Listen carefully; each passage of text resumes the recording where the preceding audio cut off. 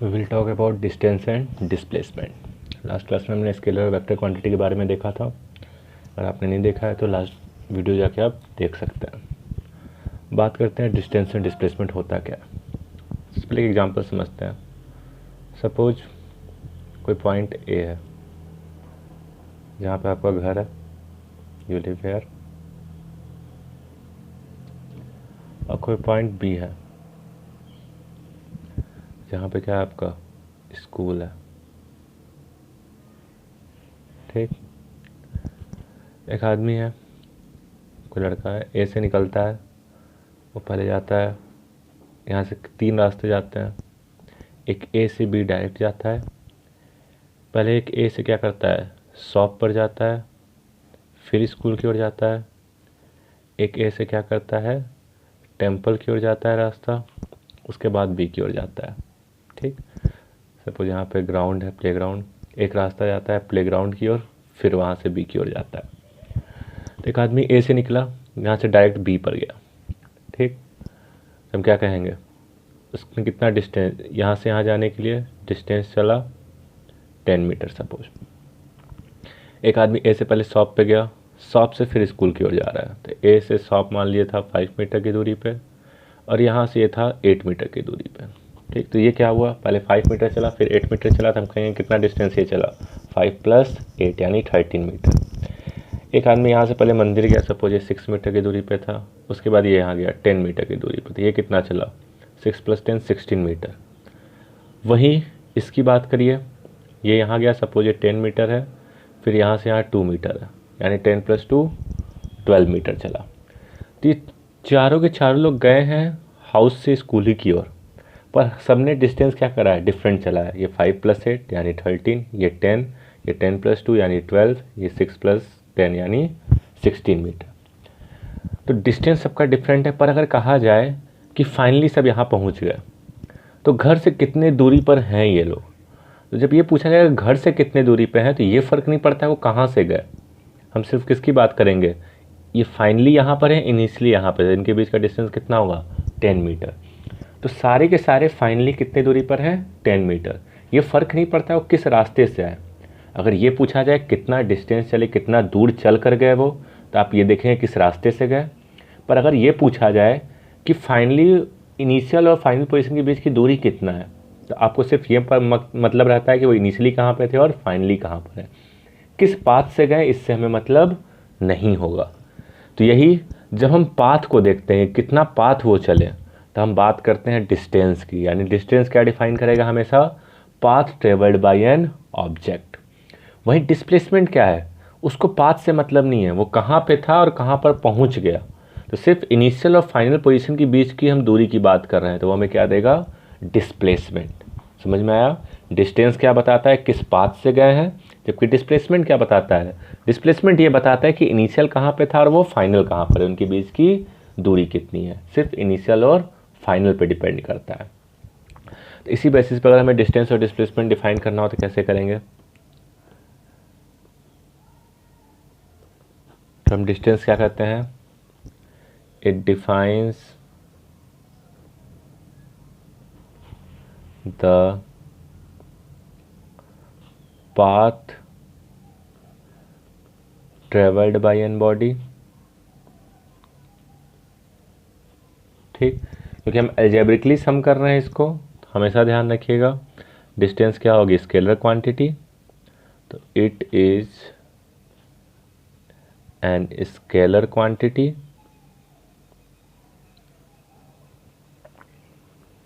ठीक, और यूनिट क्या होता है, SI यूनिट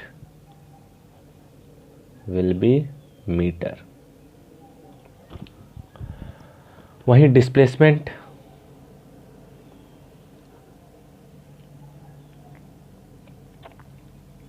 अगर हमें डिस्प्लेसमेंट डिफाइन करना है क्या, तो कैसे करेंगे। तो डिस्प्लेसमेंट होता है,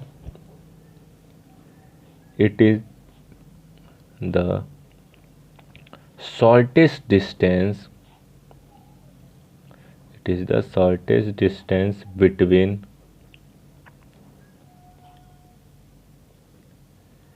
initial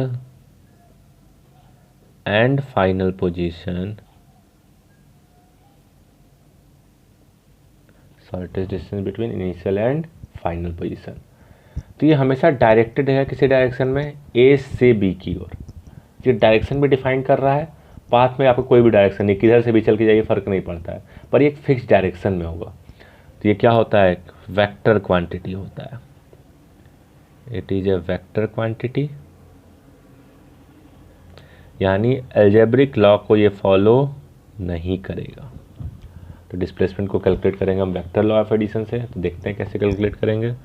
और इसका एसआई यूनिट क्या होगा इसका भी, तो SI unit will be meter. तो इसकी भी एसआई यूनिट मीटर होगी। ठीक, और हमें डिस्टेंस और डिस्प्लेसमेंट के बीच में डिफ्रेंशिएट करना हो तो कैसे करेंगे, तो difference between distance and displacement.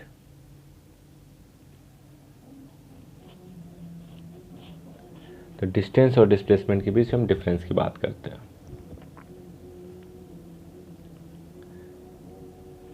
Distance displacement, तो सबसे पहला सिंपल है, हमारा जो डिफिनेशन है वही होगा। ये क्या होता है, it is actual path travelled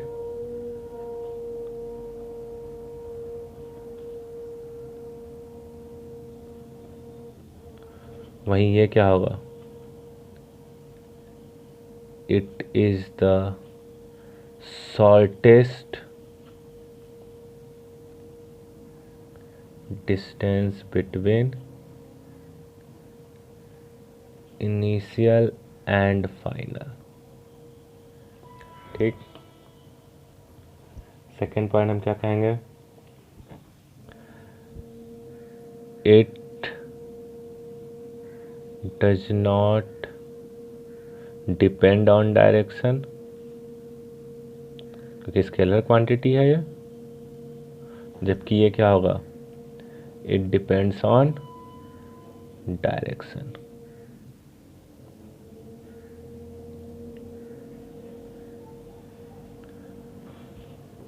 next, distance can never be zero, क्योंकि कोई एक ऑब्जेक्ट है चल रहा है तो कुछ ना कुछ डिस्टेंस वो ट्रेवल करेगा, चलेगा, तो कभी भी जीरो नहीं हो सकता, जबकि डिस्प्लेसमेंट कैन बी जीरो। अगर वो चल के जिस प्लेस से चला था वहीं वापस आ जाए तो क्या हो जाएगा, डिस्प्लेसमेंट जीरो हो जाएगा।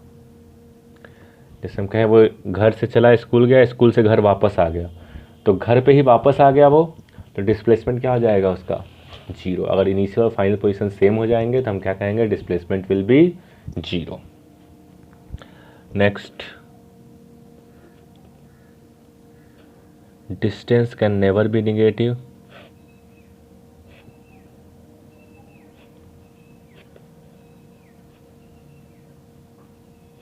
पर डिस्प्लेसमेंट नेगेटिव हो सकता है। डिस्प्लेसमेंट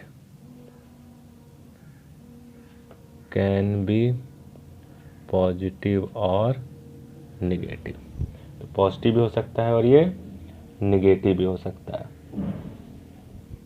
कैसे, मान लीजिए हम स्केल पढ़े होंगे, ए ओरिजिन पे है, ये 1 2 3, ये -1 -2, तो हम कहें ए से यहाँ पे चला गया, डिस्प्लेसमेंट नेगेटिव डायरेक्शन में हो रहा है तो -1 होगा, जबकि ये क्या होगा, पॉजिटिव डायरेक्शन में आएगा तो पॉजिटिव होगा। तो ये डिपेंड करेगा डायरेक्शन के ऊपर, इसलिए डिस्प्लेसमेंट पॉजिटिव और नेगेटिव दोनों हो सकता है। ठीक,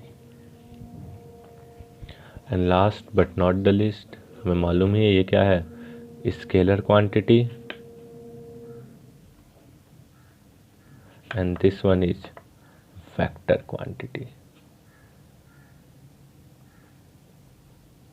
ठीक, तो इस तरह हम डिस्टेंस और डिस्प्लेसमेंट के बीच में डिफ्रेंशिएट करते हैं। मान लीजिए कैलकुलेट करना होगा डिस्टेंस और डिस्प्लेसमेंट, तो कैसे करेंगे, सबसे पहले हम एक सिंपल एग्जांपल से चालू करते हैं।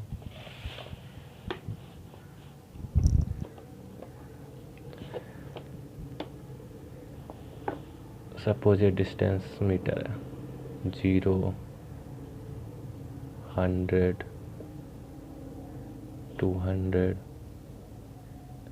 300, 400, 500, 600, 700। हम कहे कोई ऑब्जेक्ट था ए पॉइंट पर, और पहले क्या किया, ए से बी गया, फिर बी से सी गया। तो हमें डिस्टेंस और डिस्प्लेसमेंट फाइंड करना है। Find distance and displacement. ठीक, फर्स्ट केस ए से बी के लिए, सेकंड केस ए से सी के लिए। तो फर्स्ट केस करते हैं, ए से बी जाएगा, तो इस केस में डिस्टेंस कितना चला, ये डिस्टेंस फाइंड करना है। 0 पे था, पहुंच कहाँ गया, 500 पे, तो फाइनल माइनस इनिशियल, तो डिस्टेंस कितना हो जाएगा, 500 माइनस 0, यानी 500। अगर मीटर स्केल है तो ये मीटर। ठीक, वहीं डिस्प्लेसमेंट की बात करिए,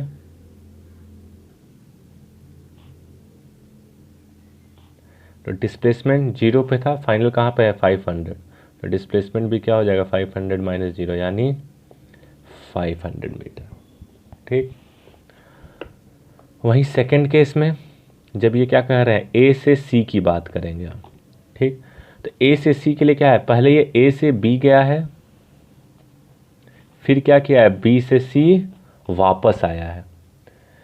तो ए से सी की बात करना है, तो डिस्टेंस क्या होगा, A B plus B C, तो distance will be A B plus B C. तो ए से बी 0 से 500 कितना हो जाएगा, 500। बी से सी आया, बी से सी मतलब 500 से 200, तो कितना डिस्टेंस चला ये, 300, तो टोटल डिस्टेंस कितना हो गया, 800 मीटर। वहीं डिस्प्लेसमेंट की बात करिए,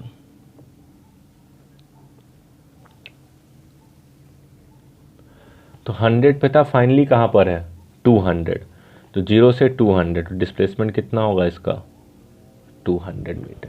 ठीक, क्योंकि ये इनिशियल और फाइनल पे डिपेंड करेगा।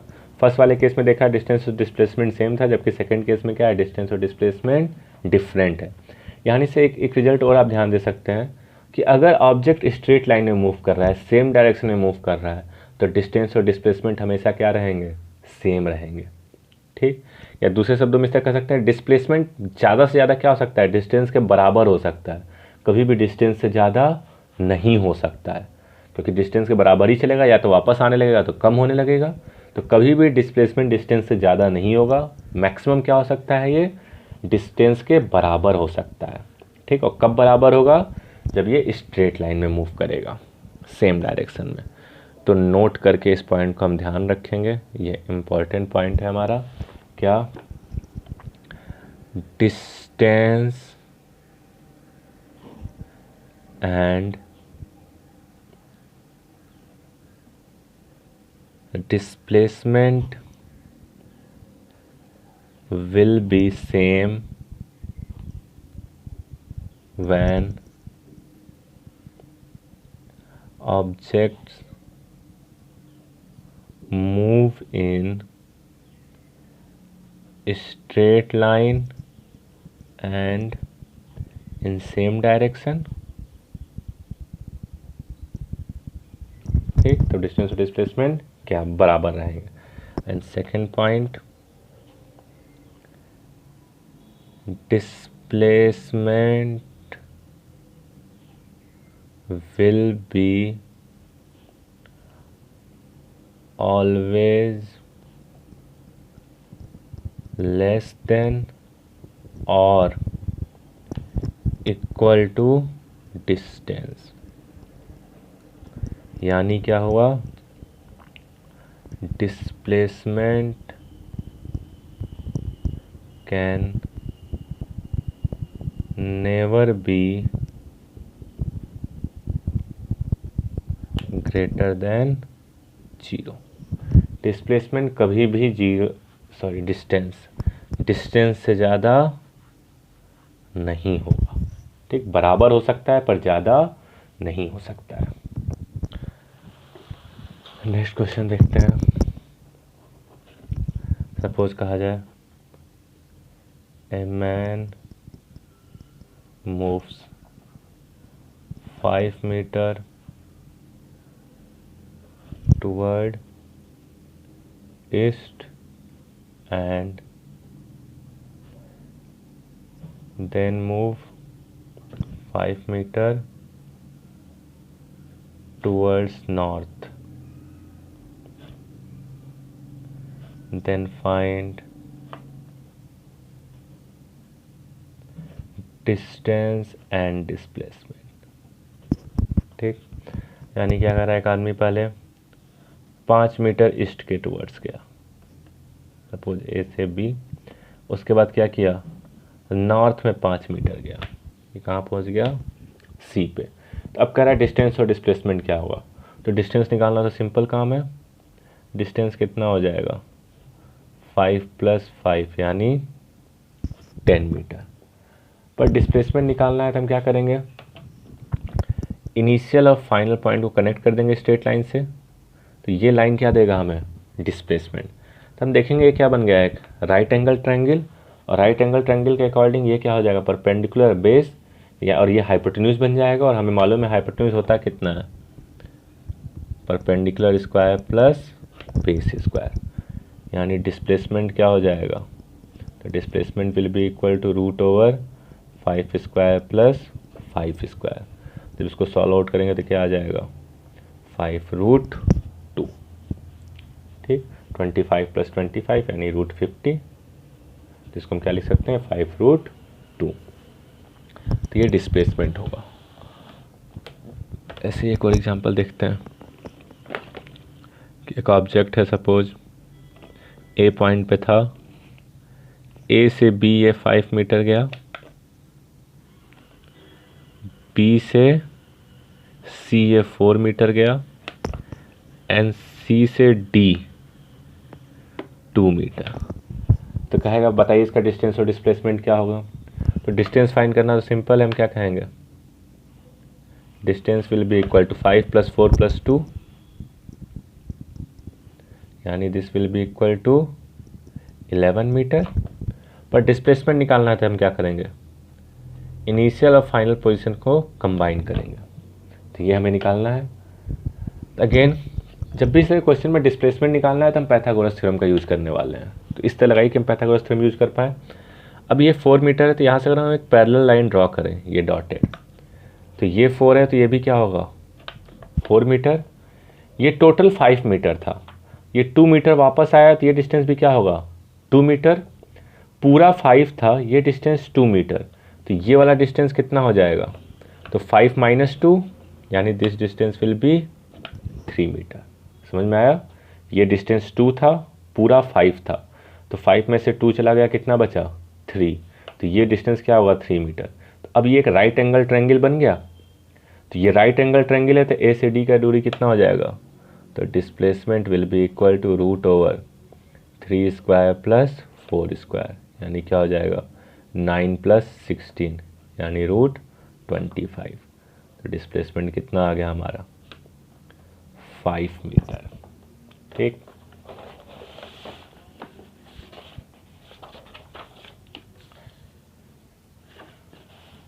एक क्वेश्चन और देखते हैं। सपोज कहे एक ऑब्जेक्ट था,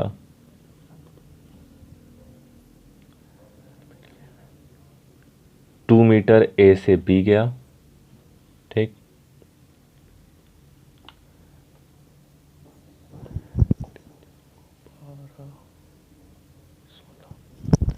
और फिर क्या किया, ये 16 मीटर इधर मूव कर गया, 10 मीटर मान लेते हैं सपोज, 10 मीटर इधर गया, फिर क्या किया, ये 3 मीटर ऊपर की ओर मूव कर दिया डी जाने के लिए। तो बताइए डिस्टेंस और डिस्प्लेसमेंट क्या होगा। अगेन डिस्टेंस तो हम डायरेक्ट कैलकुलेट कर लेंगे। डिस्टेंस क्या हो जाएगा, 2 + 10 + 3 यानी 15 मीटर। पर हमें डिस्प्लेसमेंट निकालना है तो हम क्या करेंगे, इनिशियल को फाइनल से कंबाइन करेंगे। तो ये डिस्टेंस चाहिए, तो अगेन हमें राइट एंगल ट्रायंगल बनाना है। तो हमने क्या किया, कहा अगर इसको हम इस तरह बना दें तो ये ट्रायंगल बन जाएगा। हमें मालूम है ये डिस्टेंस 10 है तो ये भी क्या होगा 10 मीटर। ये 3 मीटर है, ये 2 मीटर है, तो ये भी क्या होने वाला है 2 मीटर। तो ये पूरा डिस्टेंस क्या हो जाएगा 3 + 2 यानी 5। ये डिस्टेंस क्या हो जाएगा 10। ये एक राइट एंगल ट्रायंगल बन गया। यानी ये डिस्टेंस निकालना तो है this square plus this square, यानी डिस्प्लेसमेंट इज इक्वल टू क्या हो जाएगा √10 स्क्वायर प्लस 3 + 2 यानी 5 का स्क्वायर। तो कितना आ जाएगा √125, यानी क्या हो गया 5√5 आंसर।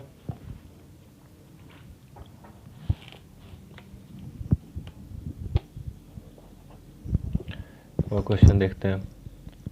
मान लीजिए कोई ऑब्जेक्ट है सर्कुलर मोशन में मूव कर रहा है, ठीक। हमने कहा इस सर्किल का रेडियस कितना है 3 मीटर है सपोज।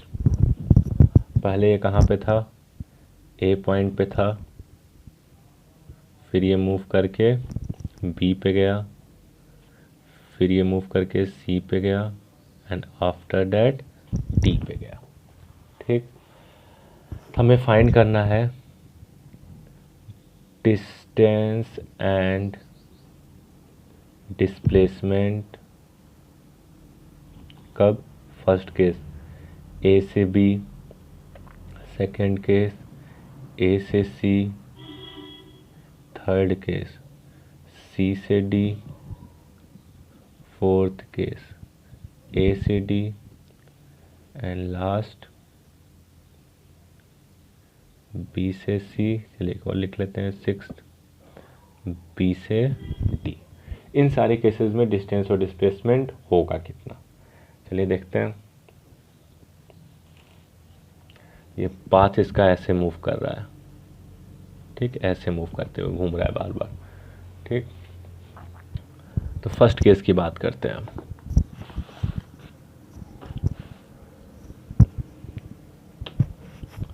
ठीक, ए बी। तो ए से बी की बात करेंगे तो हमें मालूम है पूरा डिस्टेंस चलने के लिए इसको कितना लगेगा 2πr, सर्कमफ्रेंस जो होता है सर्किल का। टोटल डिस्टेंस 2πr है। ये पूरे का है कितना 1/4, 4 इक्वल पार्ट में डिवाइड हो रहा है। तो हम डिस्टेंस निकालना है तो क्या कहेंगे, तो distance will be equal to circumference जो कि कितना होता है 2πr डिवाइडेड बाई इसका 1/4, तो 2πr/4। तो कितना आ जाएगा आपका, r की वैल्यू 3 है तो r की वैल्यू 3 रख देंगे तो कितना आ जाएगा ये 3π/2। 2 से 4 कैंसिल आउट यानी 3π/2 मीटर डिस्टेंस हो गया। वहीं डिस्प्लेसमेंट की बात करिए तो डिस्प्लेसमेंट कितना होगा, ए पे था बी पे पहुंच गया, तो जब ए और बी को कंबाइन करेंगे हम तो ये एक लाइन बनेगी, ठीक। तो अब ये आर ये भी आर, एक राइट एंगल ट्रायंगल बन गया 3 मीटर, ये भी कितना है 3 मीटर। तो ये कितना हो जाएगा, तो √3² + 3² यानी √18 यानी 3√2 मीटर, ठीक। सेकंड केस ए से सी, ठीक। डिस्टेंस कितना होगा, तो डिस्टेंस इज इक्वल टू आधा सर्किल चला, पूरा कितना था 2πr यानी इसका हाफ, तो कितना हो जाएगा πr यानी 3π मीटर।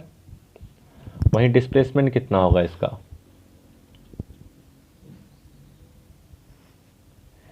ए था सी पे आ गया तो शॉर्टेज डिस्टेंस ये लाइन होगी यानी डायमीटर, तो 3 + 3 कितना हो जाएगा 6 मीटर। डिस्प्लेसमेंट कितना हो गया 6 meter. Third case C D की बात करें तो सी डी के केस में अगेन डिस्टेंस कितना होगा, सी से डी अगेन 1/4 जा रहे हैं, यानी 2πr/4, तो कितना आ जाएगा, दिस विल बी 3π/2 मीटर। वहीं डिस्प्लेसमेंट कितना होगा, अगेन डिस्प्लेसमेंट मतलब ये वाली लाइन, रेडियस इसका कितना है 3 मीटर, तो ये भी कितना होगा 3 मीटर, यानी this square plus this square का स्क्वायर रूट, हाइपोटेन्यूज बन गया, तो कितना हो जाएगा √3 स्क्वायर प्लस 3 स्क्वायर। अभी सॉल्व किया था हमने, कितना आया ये 3√2 मीटर। ठीक, फोर्थ केस बी से सी, अगेन बी से सी आएंगे तो क्या कर रहे हैं 1/4 चल रहे हैं, तो डिस्टेंस तो सेम ही रहेगा, 1/4 मतलब 3√2 मीटर। डिस्प्लेसमेंट अगेन बी से सी ये क्या बनेगा, hypotenuse this plus this same ही है, तो ये भी क्या हो जाएगा, यह है हमारा 3π/2 मीटर। तो डिस्प्लेसमेंट 3√2 मीटर। ठीक, एंड फिफ्थ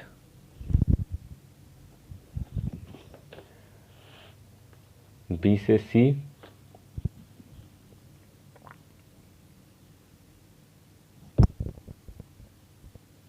हमने बी से सी कर लिया, ए डी, ए से डी। अब ए से डी आ रहे हैं, यानी कितना पार्ट चल रहा है ये 1 2 3 3/4 डिस्टेंस चल रहा है, तो कितना हो जाएगा ए से डी के लिए 3/4 ऑफ 2πr।